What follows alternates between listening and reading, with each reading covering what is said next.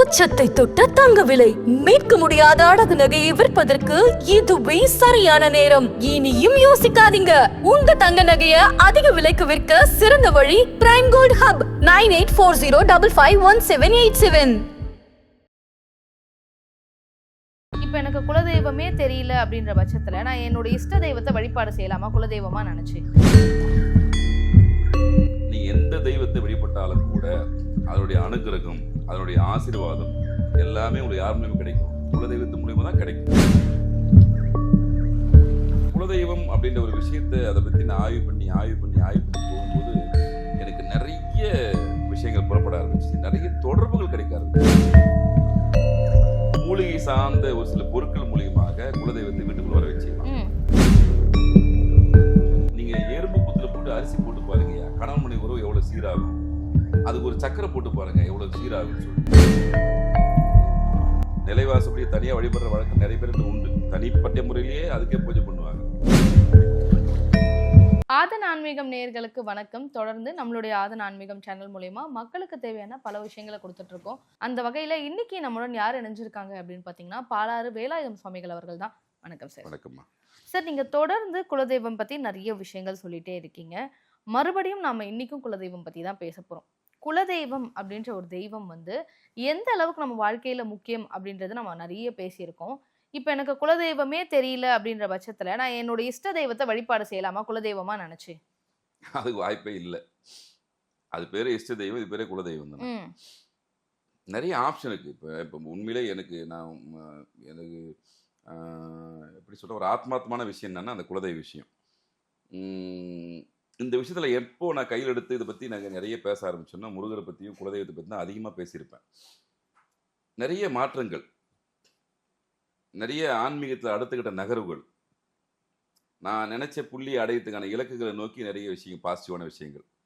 நான் இதை நினைச்சு ஒரு ஜேர்னலிஸ்டாக இருந்து ஆன்மீக பாதைக்கு முழுமையாக திரும்பி மக்களுக்கு எதாவது செய்யணும், நானும் வளரணும், மக்களும் வளரணும், என்னுடைய சுய பொருளாதாரம் வளரணும், மக்களுக்கு எதாவது செய்யணும், ரெண்டுமே உண்டு இல்லையா? இந்த பயணம் நீண்ட நெடிய பயணம், ஒரு முற்றுப்புள்ளி கிடையாது. ஆனால் இந்த குலதெய்வம் அப்படின்ற ஒரு விஷயத்தை அதை பற்றி நான் ஆய்வு பண்ணி போகும்போது எனக்கு நிறைய விஷயங்கள் புறப்பட ஆரம்பிச்சு, நிறைய தொடர்புகள் கிடைக்க ஆரம்பிச்சிச்சு. நான் எதெல்லாம் இதுக்கு முன்னாடி நான் போய் பார்க்கணும், ஒரு சில விஷயங்களை செய்யணும், அந்த லட்சியத்தை அடையணும், அந்த புள்ளியை அடையணும்னு நினைச்சணும், அது ஏதோ ஒரு ரூபத்தில் எங்கெங்கேயோ கனெக்ட் ஆகி ஒரு புள்ளியில் நிற்குது, மறுபடியும் செயல்பாட்டுக்கு வருது, என்னை உணர்த்த வைக்குது, என்னுடைய அன்றாட பழக்க வழக்கங்களை மாற்ற வைக்குது. நான் ஒரு ரூட்டில் தான் போயிருந்தேன், இப்படி தான் இருப்பேன்னு எனக்குள்ள ஒரு கட்டுப்பாடோடு இருந்த நிலை மாறி என்னை தன்னால் ஒரு சில விஷயத்தை மாற்றுது. நிறைய தொடர்புகள் கொடுக்குது, நிறைய குருமார்களை சந்திக்க வைக்குது. அடையாளம் தெரிந்த குருமார்கள், அடையாளம் தெரியாத குருமார்கள், ரெண்டு விதமாக இருக்காது. தன்னை வெளிப்படுத்திக்க தேவையே இல்லைன்னு வாலண்டரியாக நான் கேட்கக்கூடிய விஷயத்தை கொடுக்குற குருமார்கள் இனி லைவ்ல என்கிட்ட இருக்காங்க. அது பெரிய விஷயம். என்னை பொறுத்த வரைக்கும் நான் நிறைய குருமாரை தேடுவேன். உங்களுக்கே தெரியும், நிறைய கேட்பேன். எந்த விஷயத்தில் எங்கேயாவது இன்புட் கிடைக்காதா, அது ஒரு இன்புட் கிடைக்காதா அப்படின்ற ஒரு ஆவல் எப்பவுமே உண்டு. அப்போ அந்த குலதெய்வம் அப்படின்ற விஷயத்துக்குள்ள வரும்போது எனக்கு அது வழிகாமிக்குது, ஏதோ ஒரு வகையில் கனெக்ட் ஆகிடுது. அப்போ அதை நான் அந்த ரியல் லைஃப்பில் என்னுடைய லைஃப்பில் நான் அனுபவித்து பார்க்குறேன், அதை பற்றி ஆய்வு பண்ணி பார்க்குறேன், கலாய்வு போடுறேன், நேரில் போகிறேன், வரேன், எல்லாம் செய்கிறேன், மக்களுக்கு கொடுக்குறேன். என்னால் முடிஞ்ச அளவுக்கு ஜாதகத்துக்கு மூலியமாக இதுதான் குலதெய்வம்னு சொல்லிட்டு கண்டுபிடிச்சவர்களுக்கு கொடுக்க முடியுது. அது 100% உண்மையோ இல்லையோ இறைவனுக்கு தான் தெரியும். ஆனால் எங்கள் குருமார்கள் கற்றுக் கொடுத்த விஷயத்த மக்கள் கொடுக்குறோம். அது ஓரளவுக்கு நிறைவாக தான் இருக்குது, அவங்ககிட்ட வர ரிசல்ட்டை பொறுத்து. அதையும் தாண்டி ஆய்வு பண்ணுறோம், இன்னும் துல்லியமாக அந்த குலதெய்வ சப்ஜெக்டை எப்படி மக்கள் கொடுக்கலாம். ஜாதகம் இப்போ ஆண் ஜாதகத்தை வச்சு தான் மேக்ஸிமம் குலதெய்வத்தை பார்க்க முடியுது, பெண் ஜாதகத்தை வச்சு பார்க்க முடியல. ஒரு அவங்களுக்கு 2 குலதெய்வம், 2 குலதெய்வம் கொஞ்சம் அது கொஞ்சம் நெடலாக இருக்குது. இதுக்கான தேடல் போகும்போது சரியான விடை எங்கேயுமே கிடைக்கல. ப்ராப்பராக நான் ஆண் ஜாதகம் ஃபிக்ஸ் பண்ணி பார்த்துட்டோம், ஆனால் பெண் ஜாதகத்தை வச்சு பார்க்கலாமான்ற போது நம்ம குருமார்களுக்கும் ஒரு சில சந்தேகங்கள் இருக்குது, அவங்களுக்கும் அந்த சந்தேகம் இருக்குது. அப்போ இது சின்ன ஒரு கன்ஃபியூஷன் வருது. இருந்தாலும் ரிசல்ட் நல்லா இருக்குது. ஜாதகத்து மூலியமாக கண்டிப்பாக குலதெய்வத்தை கண்டுபிடிக்க பண்ணால் முடியும், பிரசன்ன மூலியமாக கண்டுபிடிக்கணும்னா முடியும், நாடி மூலியமெல்லாம் முடியும், முடியாது இல்லை. ஆன்மீக பலம், இப்போ ஊர்லலாம் குறி சொல்கிறவங்க இருப்பாங்க, கண்டிப்பாக அது மூலியமாக அது கிடைக்குமானா கிடைக்கும். இதில் எதுவுமே பொய் கிடையாது, எல்லாமே 100% உண்மை. பட் அவங்களுடைய கர்மா அடிப்படையில் அது கரெக்டாக அமைகிறது அமையாதான் கேட்கறவுடைய கர்மாவை பொறுத்து மாறுபடுது, இவ்வளோதான் வித்தியாசம். அப்போ நான் இன்னும் உள்ளே போய் பார்த்து மக்களுக்கு ரொம்ப எளிமையாக கொடுக்கணும்னு சொல்லிட்டு தேடும்போது தான் சமீபத்தில் எனக்கு ஒரு ஒரு குருமாரன் கிடைச்சார். அவர் தன்னை பற்றி வெளிப்படுத்திக்க வேணாம்னு 100% சொல்லிட்டார். வேண்டாங்க, வேணாம். என்னுடைய இறைப்பணின்றதுக்கு எனக்கு தேடுதல் வந்து நான் இந்த பிறப்பை எதுக்கு எடுத்தனோ அந்த நோக்கத்துக்காக நான் வாழ்ந்துருக்கிறேன். எனக்கு விளம்பரமோ மற்ற விஷயமே தேவையில்லை. அவருடைய ஒரு தேவி உபாசகர் அவர். அப்போ அவர் தெளிவாக சொல்லிட்டாரு, உங்களுக்கு தேவையானதை கொடுக்க சொல்லி எனக்கு அம்மா சொல்லிட்டாங்க. நான் கேட்டேன், எனக்கு ஒரு சில விஷயம்லாம் வேணும்யா அப்படின்னு கேட்கும்போது, நான் அதை அம்மாட்ட கேட்டு தான் சொல்லுவேன், கேட்காமலாம் சொல்ல முடியாதுன்னு சொல்லிட்டாரு. கேட்டு சொல்லுங்கன்னு 2-3 நாளே ரிசல்ட் வந்துச்சு, கொடுக்க சொன்னாங்கன்னு சொல்லி வந்துச்சு. அப்போ நான் இந்த விஷயத்த கேட்குறேன், அந்த குலதெய்வ சப்ஜெக்ட் தான் எனக்கு ரொம்ப எனக்கு பிடிச்ச ஒரு விஷயம். ஏன்னா ஒரு மனிதனுக்கு எப்படி கல்வி, நம்ம இந்த சமுதாய வாழ்க்கைக்கு கல்வி ஒன்று இருந்துச்சுன்னா அவனுக்கு ஜாதி மதம் இதம் எல்லாத்துக்கும் அப்பாற்பட்டு ஒரே ஒரு விஷயம் கல்வி மட்டும் கொடுத்துட்டா அவன் மாறிடுவான். அது அந்த காலத்துல சொல்லக்கூடிய விஷயம் என்னன்னா, ஒரு விஷயம் கல்வி கொடுத்துருவா போதும், அவன் எப்படின்னா டெவலப் ஆயிடுவான். அது சமுதாய வாழ்க்கைக்கு, சுய வாழ்க்கைக்கு. அப்போ குலதெய்வம் முக்கியம். ஒரு குலதெய்வத்தை அவன் கண்ணில் காமிச்சு விட்டுட்டுச்சுன்னா எல்லா விஷயத்துக்கும் கூட வந்து நிற்கும். நம்ம பலமுறை பதிவு பண்ணியிருக்கிறோம், நீ எந்த தெய்வத்தை வழிபட்டாலும் கூட அதனுடைய அனுகிரகம், அதனுடைய ஆசீர்வாதம் எல்லாமே உங்களுக்கு யார் மூலியமா கிடைக்கும்? குலதெய்வத்து மூலியமா தான் கிடைக்கும். குலதெய்வம் இல்லாம கிடைக்கிறதுக்கு வாய்ப்புகள் இல்லை. சார், அப்படி நம்ம குலதெய்வம் இருக்கு, வழிபாடு செய்யறோம், ஓகே.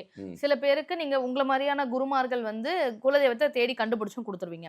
இன்னும் ஒரு சில பேருக்கு நாடி ஜோதிடம் பார்ப்பாங்க, குலதெய்வம் தெரியாது அப்படின்னு நாடிலே வந்துடும். குலதெய்வம் உங்களுக்கு வந்து மறைக்கப்பட்டிருக்குன்னு வந்துடும். நீங்க ஜாதகத்துல பார்த்து சொல்லிடுவீங்க குலதெய்வம் மறைக்கப்பட்டிருக்குமா, இப்போதைக்கு எங்களால சொல்ல முடியாதுன்னு சொல்லிட்டு. இந்த மாதிரி அவங்க நிறைய இடங்கள்ல பார்த்துமே தன்னுடைய குலதெய்வம் எதுனே அவங்களுக்கு தெரியல. அப்ப அவங்க என்னதான் செய்யறது? 4-5 விஷயம் இருக்குல்ல இல்ல நிறைய பாத்தீங்கன்னா ஜாதக ரீதியா ஆய்வு பண்ணும்போது நான் ஏற்கனவே சொன்ன மாதிரி கர்மா அதிகமா இருந்துச்சுன்னு வச்சுக்கோங்களேன், குலதெய்வம் இந்த ஜென்மத்தை தெரியாமலும் போயிடும். இப்ப அந்த மாதிரி ஆட்கள்லாம் என்னதான் சார் பண்றது? கோபமா இருக்கும், மறைஞ்சு போயிருக்கும். நீங்க ஒரு விஷயம் சுகுரிப்பட்டிங்க பேசும்போது உங்களை மாதிரி குருமார்கள் சொன்னீங்க, நான் இன்னும் குருவெல்லாம் ஆகலமா, நீ மாணவன் தான், கடைசி வரைக்கும் மாணவன் தான். கட்டுறது கைமணி அளவு, கல்லாத உலகளவு. நம்மளோட பெரிய பெரிய அதான் சொன்னேன்னு கண்ணுக்கு தெரியாத குருமார் இருக்காரு, எனக்கு இந்தியளவும் பல இன்புட்டு கொடுக்குது. அப்போ அவரெல்லாம் நம்ம என்ன சொல்ல முடியும்? அதனால் நான் மாணவன் தான் இந்த விஷயத்துல. அப்போ அவங்களுக்கு தீர்வு இருக்கு. அதுதான் அப்போ இந்த மாதிரி விஷயம்லாம் நேரிடும் போது ஒரு கேள்வி எழுது, நீங்க கேட்டதான் எனக்கும் எழுது. இப்போ இந்த ஜென்மத்துல இந்த பிறவில இவருக்கு குலதெய்வ தெரியலன்னு வந்துச்சு, கணக்கு வந்துடுச்சு. ஆனா எப்படியாவது இஷ்ட தெய்வத்தை அருள் இவருக்கு பெற்றாகணும். அப்ப என்ன வழி? இப்படி மாறி மாறி யோசிக்கும் போதுதான் எங்க குரு என்ன சொன்னாருன்னா, சரி இவ்வளவு காம்ப்ளிகேட்டா யோசிக்க வேணாம், மூலிகை சார்ந்த ஒரு சில பொருட்கள் மூலியமாக குலதெய்வத்தை வீட்டுக்குள்ள வர வச்சுக்கலாம். இறை வழிபாட்டு மூலியமாக குலதெய்வத்தை வீட்டுக்குள்ள வர வச்சுக்கலாம். நமக்கு என்ன குலதெய்வம்னே தெரியாது, ஆனா தேவையில்லை, குலதெய்வ அனுகிரகம் தேவையில்லை, எதுவுமே தேவையில்லைன்றார். எதுவும் தேவையில்லை. இப்போ அவன் உணரணும். அவர் திரும்ப என்கிட்ட சொன்ன வார்த்தை, இப்போ நீங்க ஜாதகம் பாக்குறீங்கய்யா, ஐயா அவன் குலதெய்வம் 2 தலைமுறையா மறைஞ்சிருக்கு, இடம் விட்டு இடம் போயிடுச்சு, நீங்க கண்டுக்காம விட்டீங்க, அதுல கோபமா இருக்கு சொல்லிடுறீங்க, தீர்வு? அதுதானே என்னுடைய கேள்வி. யாருமே கடைசி வரைக்கும் தீர்வை சொல்லி. இதே தான் நான் அவர்கிட்ட கேட்டேன், எப்படி சாத்தியம்? எனக்கு அவங்க சொல்றது சங்கடமா இருக்கு. சந்தோஷமா ஒருத்தர் குலதெய்வம் கட்சிட்டு நானே சந்தோஷமா சொல்றேன், பா உனக்கு தான் குலதெய்வம், அடிச்சு போ பார்த்து சொல்றேன். ஆனா அவனுக்கு இல்ல மறைக்கப்பட்டு இருக்குது, குலதெய்வ சாபம் இருக்கு சொல்லும் போது ஒரு மாதிரி நெடுலா இருக்கு அப்படி சொல்லும்போது தான் சொன்னார், இந்த கன்ஃபியூஷனே வேணாம், விட்டுருங்க. சித்தர்கள் நிறைய எளிமையான முறை கொடுத்துருக்காங்க, அதுல இப்ப நான் ஒரு 2 முறை தரேன், பயன்படுத்துங்க. யாராக இருந்தாலும், அது அம்மாவா இருந்தாலும் சரி, ஐயாவா இருந்தாலும் சரி, 2 குலதெய்வமோ 1 குலதெய்வமோ எந்த கன்ஃபியூஷனும் வேணாம். நம்ம அன்றாடம் பயன்படுத்தக்கூடிய ஒரு சில மூலிகைகள் இருக்கு, அதுக்கு ஒரு சில சக்தி ஊட்டணும், அவ்வளவுதான் விஷயம். இப்ப நம்ம இங்க உட்காந்துருக்கோம்னா இப்ப இந்த இடத்துல எனக்கு தெரிஞ்ச அந்த பொருள் உண்டு, அதுக்கு உயிர் விட்ட சக்தி கொடுக்கணும். அப்போ அந்த கொடுத்துட்டு அந்த பொருட்களை நீங்கள் வீட்டில் பயன்படுத்தும் போது, நம்பிக்கையோடு பயணிக்கும் போது, இங்கே முக்கியமான விஷயம் நம்பிக்கை மட்டும்தான். நிறைய நண்பர்கள் இப்போ கூட நான் மூலிகை சார்ந்த விஷயத்தை அனுப்பிச்சிருந்தேன், நான் பிரிக்காதையும் சொல்லி அனுப்பிச்சிருந்தேன். பிரித்து பார்த்து இது உள்ள என்ன இருக்குதுக்கு மூலிகை கேட்டிருந்தாரு. நான் சொன்னேன், ஐயா ரிஷிமுனி நதி மூலம் ஆய்வு பண்ணக்கூடாது ஐயா, ஒரு சில விஷயத்தை கஷ்டப்பட்டு மக்கள் கொடுக்கணும் தான் தேடி கொண்டு வரும். நீங்கள் அந்த பலன் தான் பார்க்கணும், இது என்னன்னு பார்த்து என்ன பண்ண போகிறீங்க, ரிசல்ட் தான் பார்க்கணும். அந்த மாதிரி எளிமையாக கிடைக்கக்கூடிய பொருளை நம்ம சாதாரணமாக கொடுத்தாலும் வேல்யூ இருக்க மாட்டேங்குது, அது அனுபவத்தில் புரிஞ்சின உண்மை. அப்போ அவர் தான் சொன்னார், வேண்டாம், அப்போது அவங்களுடைய குலதெய்வத்தை அவங்களே வீட்டுக்குள்ள வரைகிற விஷயத்தை கொடுங்க மக்களுக்கு. அது யாருன்னா இருந்துட்டு போட்டோம், அவங்க வீட்டுக்கு வரும், நின்று பேசும். எங்கே கேப் ஆகும் மற்றவங்களுக்கு உங்களுக்குன்னா, உண்மையிலே அவன் ஆத்மார்த்தமாக என் குலதெய்வத்திட்ட நான் பேசி ஆகணும், என் குலதெய்வனுக்கு அனுகிரகம் கொடுத்தாகணும், நாங்கள் குற்றங்கள் குறைகள் தெரிஞ்சாலும் மன்னிச்சாகணும், இந்த பிறவில நான் பார்த்தாகணும்னு சொல்லிட்டு மானசீகமாக மனப்பூர்வமாக சரணாகதி அடைந்து அவன் வழிபட்டால் நிச்சயமாக அவன் வீட்டில் ஒரு இண்டிகேஷன் தெரியும். இது அனுபவத்தில் உண்மை. உணர்வுபூர்வமாக அவனுக்கு தான் தெரியும், நம்மளுக்கு தெரியறது வாய்ப்பு இல்லை. ஓகே, அவனுக்கு தான் தெரியும். குலதெய்வம் வீட்டுக்கு வந்துருச்சுன்னு தெரியும். கண்டிப்பாக ஏதோ ஒரு இண்டிகேஷன் அவனுக்கு தெரிஞ்சே தீரும். இதெல்லாம் அமானுஷ சம்பந்தப்பட்ட விஷயம் தான், நம்ம ஆன்மீக சம்பந்தப்பட்ட விஷயம். இது 1 to 1 தானே கனெக்ட் ஆகும். ஓகே சார், சிலர் வந்து சொல்லுவாங்க சரியா காலையில 3 மணில இருந்து பிரம்ம முகூர்த்தம் 5:30 மணிக்குள்ள வந்து எங்க வீட்ல ஒரு விபூதி வாசனை வருது, கண்டிப்பா ஒரு சந்தன வாசனம் வருது அப்படின்னு சொல்லுவாங்க. இந்த மாதிரி எல்லாம் இருக்கு அப்படின்னா அப்ப குலதெய்வம் நம்ம வீட்டுக்கு வந்துருச்சு அப்படின்னு நம்பலாமா? நடமாட்டம். குலதெய்வம் நடமாட்டம் அர்த்தம். குலதெய்வம் எங்க வாசம் செய்யும்? வாசப்படியில் தான் வாசம் செய்யும். வீட்டோட நிலையில அப்ப இந்த வாசனைகள் வந்தா நிலைவாசல் தான் அங்க இருப்பாங்க. வாசுதேவர்களும் அங்கதான் இருப்பாங்க. எல்லாரும் முக்கியமான என்ட்ரி பாயிண்டே அங்கதான். நம்ம தான் இன்னி வரைக்கும் குங்குமம் வச்சு எல்லாமே மஞ்சள் வச்சு இன்னி வரைக்கும் நிலைவாசப்படியை தனியா வழிபடுற வழக்கம் நிறைய பேர்கிட்ட உண்டு. தனிப்பட்ட முறையிலேயே அதுக்கே பூஜை பண்ணுவாங்க. அப்போ அது வர வைக்கக்கூடிய தன்மையுடைய விஷயத்தை நம்ம கொடுக்குறோம், பொருட்களா கொடுக்குறோம். ஒரு சில மூலிகை சேர்த்து கொடுக்க போறோம். எப்ப கொடுக்க போறோம் அப்படின்னா, இப்ப அதுதான் இப்போ யோசனை வந்த விஷயம் என்னன்னா, திருவண்ணாமலையில் வச்சு இது கொடுக்கலாமா அல்லது எல்லாருக்கும் போஸ்டல் அனுப்பிச்சிடலாமா அப்படின்ற ஒரு நிலைப்பாடு இருக்கு. நான் மக்களுக்கு நான் சொல்லக்கூடிய விஷயம், உங்க குலதெய்வம் உங்க வீட்டுக்குள்ள வாசம் செய்யணும். இப்போ குலதெய்வம் தெரிஞ்சவங்களாக இருந்தாலும் இதை பயன்படுத்தணும். ஏன்னா நடமாட்டம் வரட்டும், வீட்டுக்குள்ளே இருக்கணும்ன்றது அந்த உணர்ந்துட்டீங்கன்னா நீங்க 1 to 1 கனெக்ட் ஆயிடலாம். எனக்கு எதுவுமே தெரியலன்றவங்களுக்கு இது ரொம்ப கூடுதல் பலம். உலகத்துல எந்த நாட்டிலும் இருக்கட்டும், அதை பத்தி எனக்கு கவலை இல்லை. அந்த பொருட்கள் கிடைக்கக்கூடிய பொருட்கள் கிடைக்கலனாலும் உங்களுக்கு வேற உபதேச முறையில கொடுக்கலாம். அப்போ இந்த 2026 ஜனவரி மாதம் 1ஆம் தேதி அல்லது 2ஆம் தேதியோ இது திருவண்ணாமலையில் வச்சு கொடுக்கலாமான்னு ஒரு ஐடியா இருக்கு. அப்படி வர முடியாதவர்களுக்கு போஸ்டலில் கொடுக்கலாம்னு சொல்லிட்டு ஐடியா இருக்கு. இது முக்கியம், அனைத்துமே மூலப்பொருட்கள் எல்லாமே மூலிகை தான். காம்ப்ளிகேட்டான பொருட்கள் எதுவும் கிடையாது. ஆனால் கண்டிப்பாக தட்சணை உண்டு. தட்சணை இல்லாமல் கொடுக்கக்கூடிய குருஜி தெளிவாக சொல்லிட்டாரு. 1000 தான் இருந்தாலும் அதுக்கான சேவை என்னவோ அதை பெற்று தான் கொடுக்கணும். பாத்திரம் வந்து பிச்சையிடு, ஆற்றுல போட்டாலும் அளந்து போடுன்னு பெரியவங்க சொல்லியிருக்காங்க. ஐயா, தயவு செஞ்சு இலவசத்தை விட்டு விடுங்கள். தட்சணை வாங்கி கொடுங்க எதுவாக இருந்தாலும். அது அவ்வளோ முக்கியமான, ஏன்னா அவனுக்கு நீங்கள் வாழ்க்கையில் பெரும்பான்மையான ஒரு விஷயத்தை கொடுக்க போகிறீங்க. சாதாரண விஷயம் கிடையாது. நீங்கள் கொடுக்க போகிற விஷயன்றது, நான் உங்களுக்கு கொடுத்த விஷயன்றது சாதாரண கடந்து போகிற விஷயம் இல்லை. அவன் வாழ்க்கைக்கு ஒரு தூண் மாதிரி, ஒரு தலைமுறைக்கே ஒரு விஷயத்தை கொடுக்க போகிறீங்க.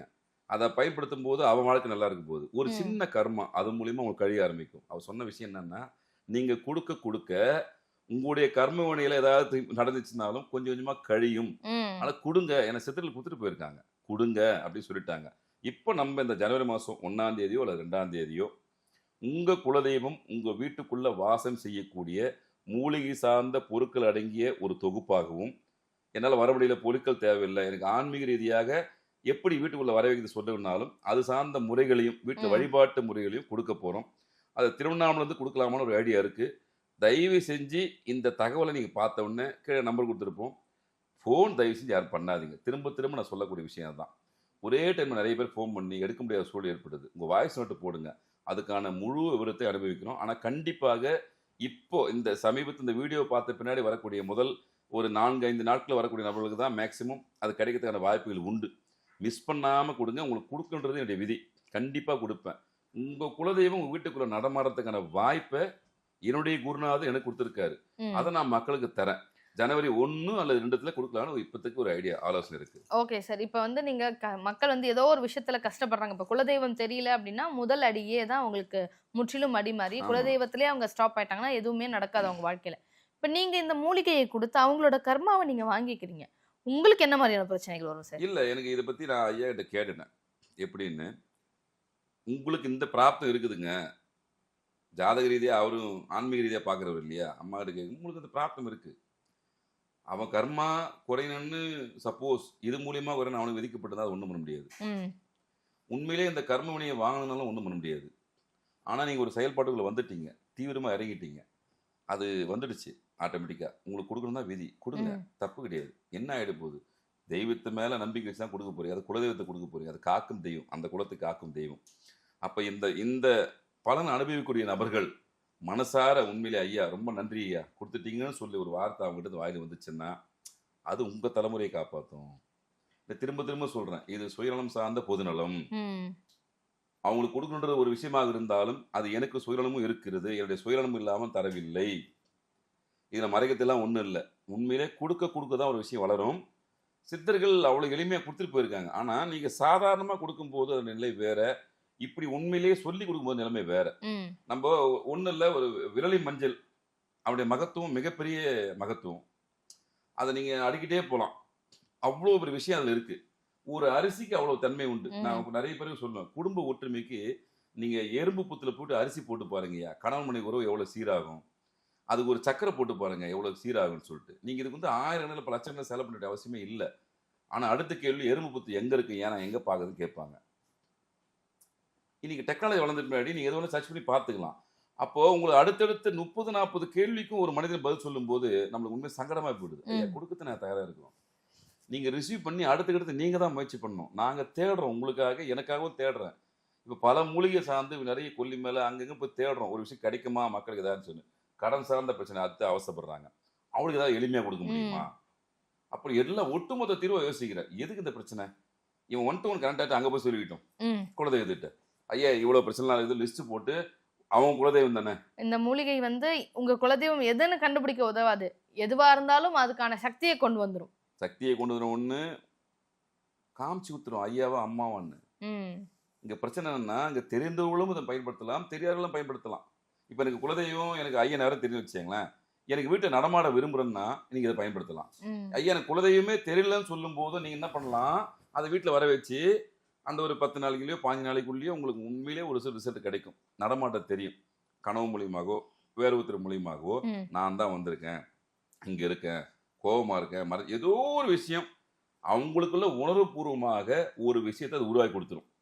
அதில் நான் உறுதியாக சொல்ல முடியும், என் குருநாதர் அவ்வளோ தெளிவாக சொல்லியிருக்காரு. ஒரு சின்ன சிம்டம்ஸ் ஆகுது அவளுக்கு வந்தே தீரும்.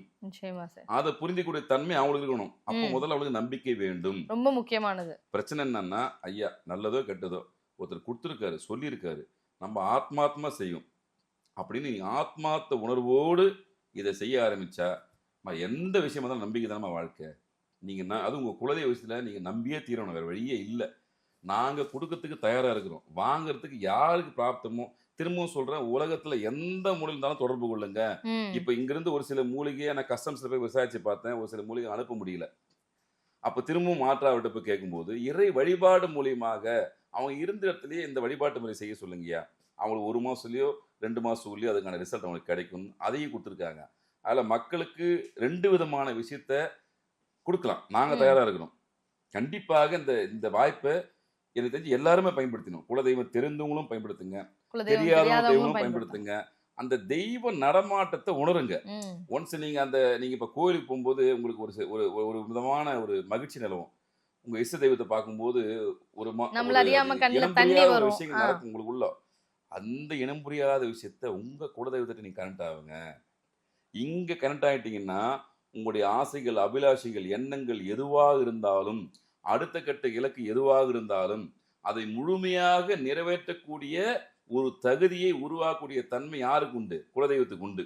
இப்போ ஒரு சில விஷயம் உங்களுக்கு தடைப்பட்டே இருக்க, காரியம் தடைப்படுது, குலதெய்வத்தை போய் கேட்கலாம், அம்மா ரொம்ப முயற்சி பண்றோம்மா, இதுதான் என் வாழ்க்கை, இதை தாண்டி எனக்கு வாழ்க்கை இல்லை, இதை நம்பிதான் இவ்வளவு இன்வெஸ்ட்மெண்ட் பண்ணிருக்கேன், எனக்கு வேற தொழிலும் தெரியாது, எப்படியாவது முன்னேற வழிகாமின்னு சொல்லிட்டு மனமுருக குலதெய்வத்திற்கு வைக்கும்போது கண்டிப்பாக அது உங்க இஷ்டத்தை போய் கேட்கும். ஐயா அவர் கேட்டு நிற்காரு, ஏதாவது ஒரு வழியை காமிங்கன்னு நமக்காக. அதாவது இஷ்ட தெய்வம் வந்து குலதெய்வத்தை கண்டுபிடிச்சு கொடுக்கும் நமக்காக. கண்டிப்பா எப்படி பண்ண ஒரே ரூட்டு தான். ஆனா இந்த ஒரு புள்ளியை பிடிச்சிட்டீங்கன்னா மற்ற எல்லாத்தையும் ஏணி மாதிரி ஏறி போயினே இருக்கலாம். வாழையடி வாழைன்னு சொல்லுவோம் இல்லையா, அடிப்படை விஷயம் தெரிஞ்சவங்களுக்கு பெரிய விஷயமா. உண்மையில அவங்களுக்கு தெரிஞ்சிருந்தா அவங்க வழிபடட்டும், தாராளமா பயன்படுத்தியாங்க, நீங்க பயன்படுத்திருக்காங்க. இப்ப சமீப காலமாக இந்த குலதெய்வம் சம்பந்தமாக ஒரு உண்மையிலே மக்களுக்கு ஒரு விழிப்புணர்வு வந்திருக்கு. அது சும்மா அது இந்த டெக்னாலஜியை பாராட்டே தீரணும். உங்களை போன்ற நபர்களுக்கு எல்லாம் நன்றி சொல்லி ஆகணும். ஏன்னா கொண்டு போய் சேர்க்கக்கூடிய விஷயம் நல்ல விஷயமா போகும்போது அந்த பலன் வந்து கிடைக்கும்போது எங்களுக்கு ரொம்ப சந்தோஷமா இருக்கு. அதனால அது என்னை பொறுத்த வரைக்கும் எனக்கு நான் ரொம்ப எப்படி சொல்றதுன்னா உணர்வுபூர்வமாக நினைக்கிற விஷயம் தான். இது எப்படியாவது கொடுத்துடணும் மக்களுக்கு, எப்படியாவது கொடுத்துடணும். கொஞ்சம் கால தாமதம், நீண்ட காலமான வந்து 1 மந்த் டைம் இருக்கு, பரவாயில்ல. இருந்த போதிலும் அவங்களுக்கு இந்த 2 முறையில யாருக்கு என்ன விருப்பமோ அந்த முறையை கொடுத்துடலாம். சப்போஸ் என்ன வர முடியல ஐயா, நீங்க போஸ்டல் அனுப்பிச்சுன்னு சொன்னாலும் கண்டிப்பாக அவங்களுக்கு போஸ்டல் அனுப்பிச்சிடலாம். அது கொஞ்சம் கால நேரம் கூடுதலாக தேவைப்படும். அதனால தயவு செய்து இது சம்பந்தமா யாரும் தொடர்பு கொள்ள வேண்டாம். நீங்க வாய்ஸ் நோட்டு போடுங்க, எங்க ஆபீஸ்ல ஸ்டாஃப் இருக்காங்க, பாப்பாங்க, என்ட்ரி பண்ணிவாங்க, முதல்ல பதிவு பண்ணியங்க. நீங்க எவ்வளவு பேர் வரதை பொறுத்து தான் நம்ம அந்த மூலிகை சேகரிப்பும் மற்ற விஷயத்துக்கு ஈடுபட முடியும். கண்டிப்பாக வருவீங்க நம்பிக்கை இருக்கு. ஆனா எப்படியாவது ஒருவேளை பயன்படுத்தியாங்க. இன்னும் குறிப்பா நான் சொல்றது வெளிநாட்டு மக்களை தான் சொல்றேன். அவங்க தான் உண்மையிலே இப்போ நம்ம இந்தியாவில் இருக்கிற மக்களாவது எப்படியாவது அந்த விஷயத்தை போய் சேகரிச்சிடலாம், நம்ம ம். புரிதத்தை வாங்கி பயன்படுத்தலாம். அதில் வெளிநாட்டில் இருக்கிற மக்களுக்கு தான் உண்மையிலே கவலையா இருக்கு. சார் நம்ம இப்ப அவங்களுக்காக தான் வெளிநாட்டுல நம்ம கேட்டேன் குருஜி கிட்ட உண்மையிலே. இப்ப நம்ம வெளிநாட்டுல இருக்கவங்களுக்கும் கொரியர் பண்ண முடியுமா சார்? மேக்ஸிமம் ஒரு சில பொருட்களை பண்ண முடியல. அதனால தான் ம். குரு கிட்ட கேட்கும்போது வேண்டாம், வழிபாட்டு முறை. வழிபாட்டு முறை கொடுத்துருவேன். அந்த ஊர்ல என்ன பொருள் கிடைக்குதோ அது ஒரு 4, 5 பொருள் சொல்றேன். அது ஒன் டு ஒன் அவங்களுக்கு சொல்லி அந்த வழிபாட்டு முறையை கொடுத்துருங்க, அவங்களுக்கு பயன்படுத்த சொல்லிட்டாங்க. இங்க எல்லாமே கிடைக்குது. ம். உண்மையிலே இதுக்காக நான் ரிஸ்க் எடுத்து உண்மையிலே இது சொல்றேன். எங்க சென்ட் தாமஸ் மவுண்ட்ல தான் ஆக்சுவலா post office, head post office எல்லா விஷயம் வெளிநாட்டுக்கு போற அனுப்புற பொருள் அங்கே தான் இருக்கு.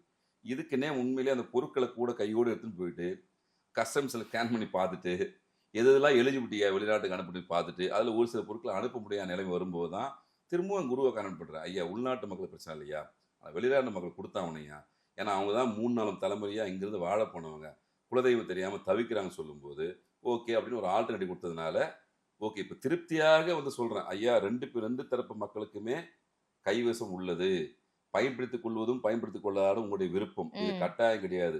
ஆனா இது முழுக்க முழுக்க என்னுடைய ஆத்ம திருப்திக்காக நான் செய்யக்கூடிய ஒரு இறைபணி.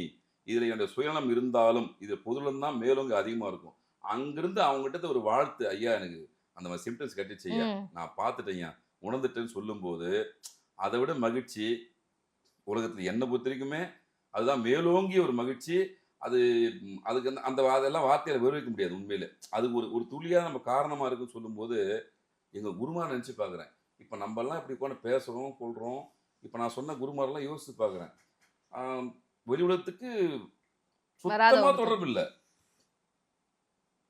சுத்தமா தொடர்பு இல்லை. வாட்ஸ்அப் கால் அவர்கிட்ட இல்லை, வாட்ஸ்அப் இல்லை. ஆனாலும் நான் ஆச்சரியப்படுறேன். கேட்கும் போது சொல்றேன், ஐயா இறையல் இருக்குது ஐயா, இது தாண்டி வேற என்ன வேணும், எனக்கு தேவையானதாலும் எனக்கு அம்மா கொடுத்துட்றாங்க, நான் அதை தேடி போக வேண்டிய அவசியம் இல்லை.